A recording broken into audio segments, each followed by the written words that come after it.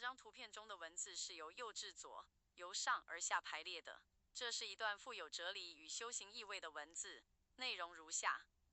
文字内容：人成天护理本定同心，各尽才能办无存我人私心念公心公怀办默念真理，无二信实守天道尊贵，非虚言几经风浪，与非虚言几经风浪，与考验人事变动心纷乱。